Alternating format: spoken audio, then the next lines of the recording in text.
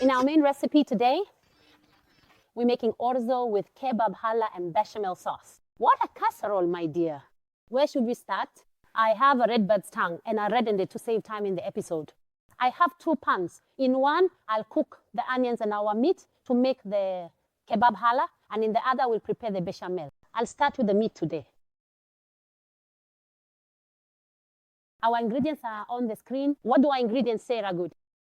So I have toasted orzo, and for the meat, I have cubed meat. That's already boiled, of course. It could be boiled, seared, or taken from a stew. The important thing is that the meat is cut into small pieces. Okay, I want to ask a question. Is it possible for us to substitute this meat and use grilled chicken breast or boiled chicken breast, cut into small cubes, and make the recipe with that? Yes, of course you can. We also have a lot of julienne onions. I have minced garlic. I have hot pepper and tomato paste puree. And I also have, just like you do along with you, nor beef stock. And I have a bit of sugar. And I have nutmeg, meat spices, salt, and black pepper. All these things, mashallah, may Allah bless him. Okay, I'll start by adding a bit of oil. And I'll start by adding the garlic. And of course, since my pan is really hot, I'll go ahead and add the onions right away.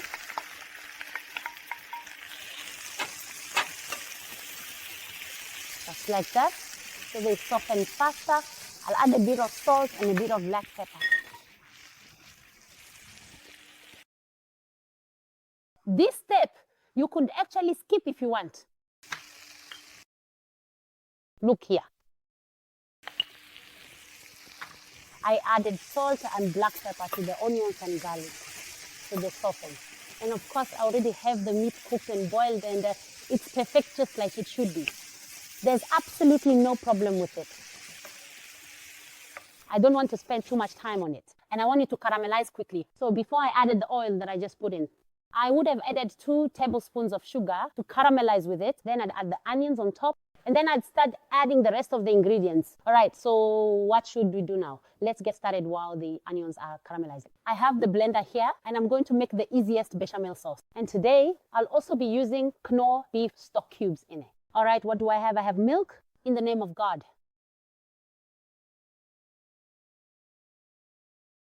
And I'll just add 2 or 3 tablespoons of flour to it. In the name of God. We'll add 3 tablespoons. Just like this. I'll start by adding a pinch of nutmeg.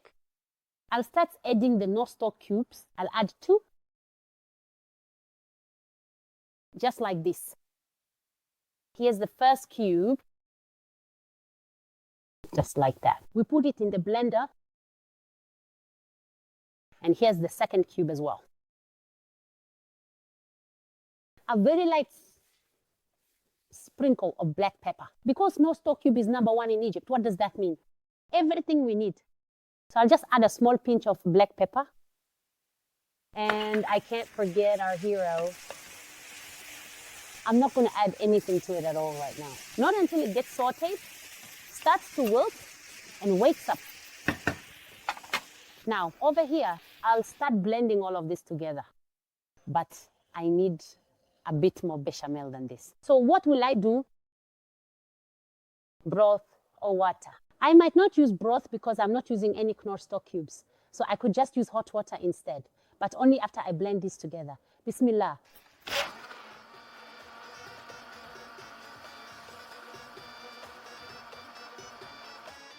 Now I've mixed it really well. The flour, so I know there aren't any lumps at all. I'll start by adding my fats before I pour in the mixture I made in the blender. Look, Yasmin.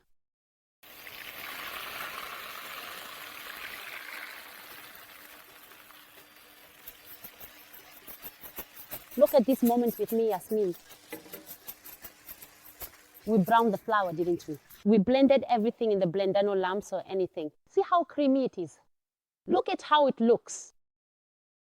God bless. Mashallah. Mashallah. It's absolutely perfect. Next, I have mozzarella cheese and I'll add it in.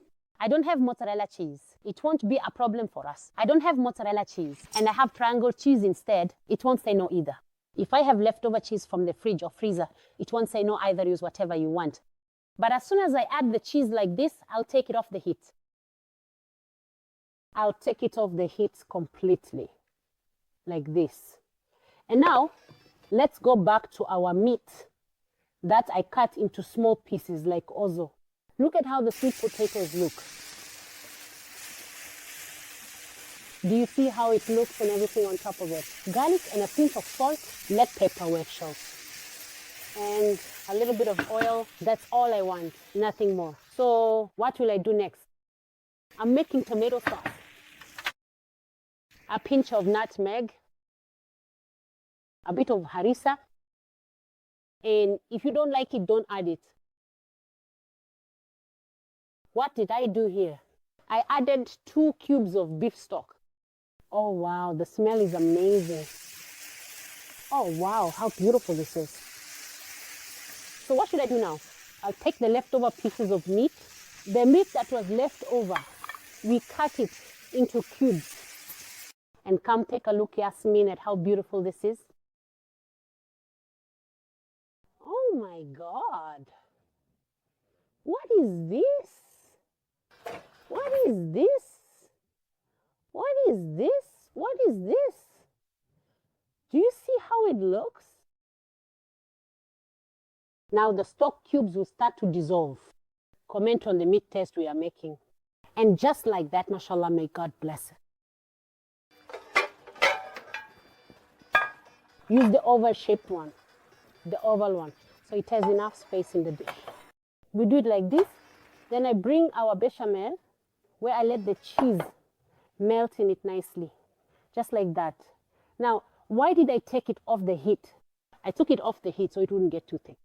And then, if I need to loosen it up a bit or add some liquid, I can do that. I let it melt at its own pace. Now that I'm back and ready to work, I need the bechamel to thicken up a bit more. Should I add more flour? No, I just put it back on the heat so the cheese melts further and gives me the consistency I want. Just like that. And the meat is coming along perfectly. That's absolutely perfect. Let's get a ladle. In the name of God, I'll take some of our bechamel, just a little bit on the bottom of the casserole dish.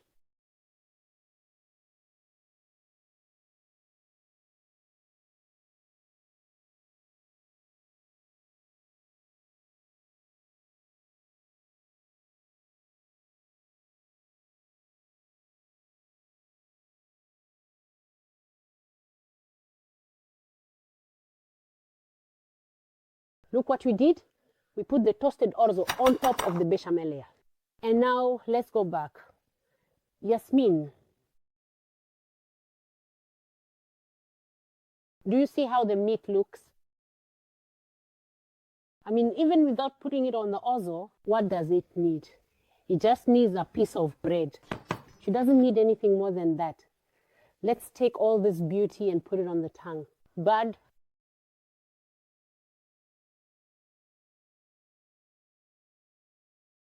Oh wow, the smells. The moon, the kind of smells that make you hungry.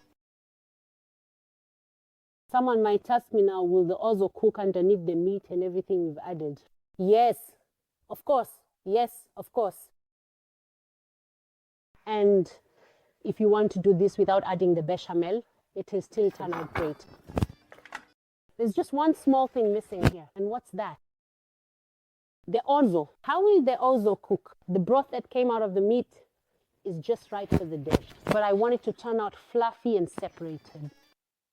So I added about half a cup of water.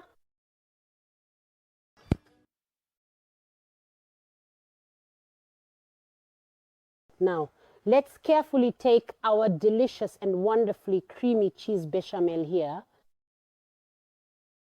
These circles or lumps you see, these aren't bechamel lumps. These are lumps of cheese that are still melting, and I just scoop up all this deliciousness.